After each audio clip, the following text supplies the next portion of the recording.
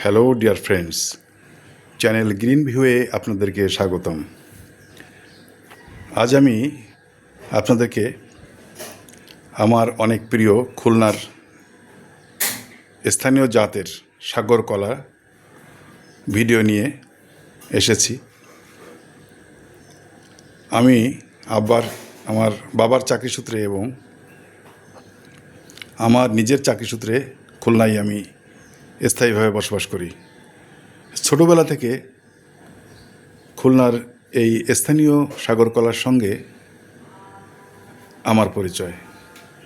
আমি সাগর কলা বলতে খুলনার স্থানীয় কলাগুলোকেই সবচেয়ে বেশি পছন্দ করি। আমার গ্রামের বাড়ি গোপালগঞ্জ, কিন্তু গোপালগঞ্জে সাগর কলা তেমন হয় না। যাওয়া হয় তা খুলনার এই স্থানীয় জাতের মতো নয়। তাই আমি খুলনার স্থানীয় দুটি কলার চারা সংগ্রহ করে আমি বাড়িতে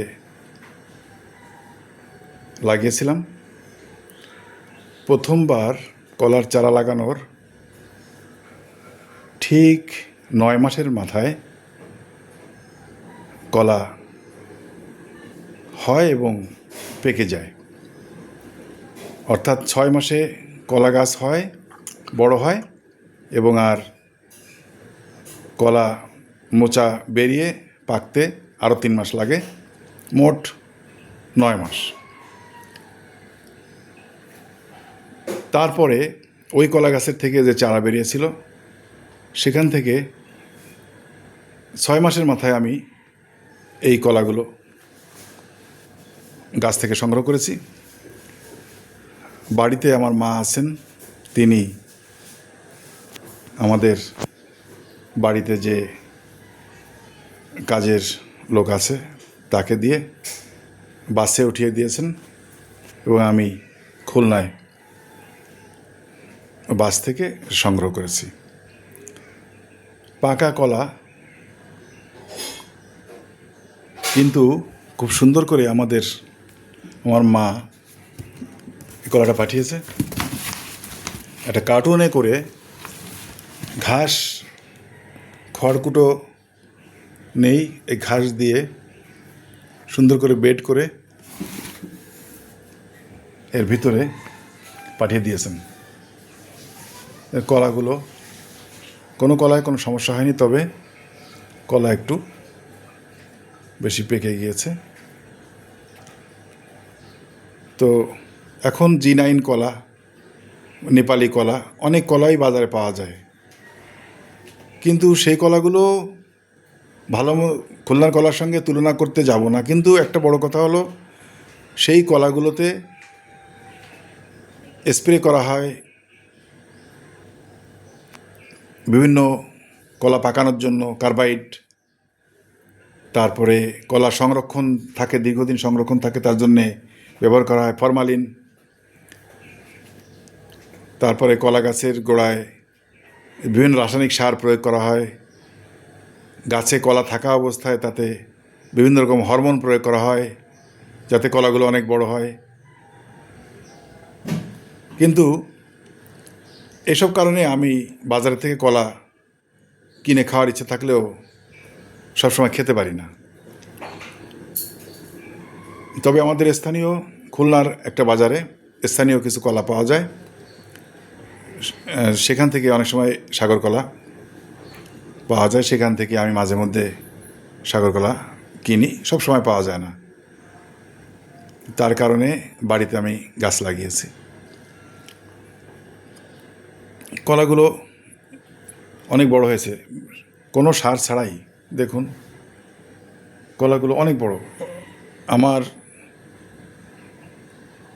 1 বিঘত, প্রায় 1 বিঘত কলা এবং বেশ সুন্দর হয়েছে কলাগুলো। তো আপনারা, আমার এই কলার ভিডিও দেওয়ার আরেকটা উদ্দেশ্য হলো, আপনাদের যদি কারো এমন জায়গা থাকে, অল্প একটু জায়গা আছে বাড়ির রান্নাঘরের কোনায়, অসুবিধা নাই, সেখানে আপনারা একটা কলা গাছ লাগালে, কাঁচকলা গাছ হোক, সবরি কলা গাছ হোক, সাগর কলা গাছ হোক, অথবা অন্য যে কোনো কলা আপনি লাগালে আপনার যদি একটু পরিচর্যা করেন, কলা গাছের গোড়ায় মাটিটা ঠিক মতো দিয়ে দেন, ঠিক 9 মাসের মাথায় আপনারা দেখবেন আপনি গাছ পাকা কলা হারভেস্ট করতে পারবেন। ঠিক গুনে গুনে 9 মাস, আমার একদম পরীক্ষিত। আপনারাও কলা গাছের এমনই বৈশিষ্ট্য, এটা আমার কোনো ক্যারিশমা নয়, তবে একটু যত্ন করে মাটি দেবেন, একটু পানি টানির অভাব হলে পানি দেবেন, তাহলে 9 মাসের মাথায় আপনি অবশ্যই কলা আপনি হারভেস্ট করতে পারবেন। তাই আপনাদেরকে আমারও অনুরোধ থাকবে, যাদের এমন অল্প একটু জায়গা থাকবে তারা অন্তত একটি কলা গাছ লাগান।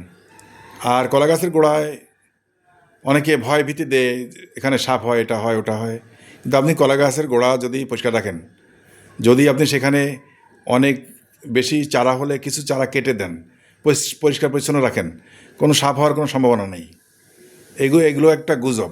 আপনি পরিষ্কার পরিচ্ছন্ন রাখলে সাপ হবে না। সুতরাং ওই সমস্ত গুজবে কান না দিয়ে নিজের বাড়িঘর নিজেই পরিষ্কার পরিচ্ছন্ন রাখবেন। আশা করি আপনাদের অমন কোনো ক্ষতিকর কিছু ইনশাল্লাহ হবে না। তবে আপনাদের এখানে আমি শেষ করব। তবে তার আগে আপনাদেরকে বলি, যারা আমার এই ভিডিও দেখছেন, যারা এখনও সাবস্ক্রাইব করেননি, তারা অনুগ্রহ করে সাবস্ক্রাইব করে দিন, এবং নতুন নতুন ভিডিও পেতে আপনারা অল নোটিফিকেশন প্রেস করুন, যাতে করে যে কোনো ভিডিও আমি আপলোড করলে যেন আপনারা সাথে সাথে সেটা পেয়ে যান। এই বলে আমি আমার আজকের ভিডিও এখানে শেষ করছি। সকলে ভালো থাকবেন, সুস্থ থাকবেন। আল্লাহ হাফেজ।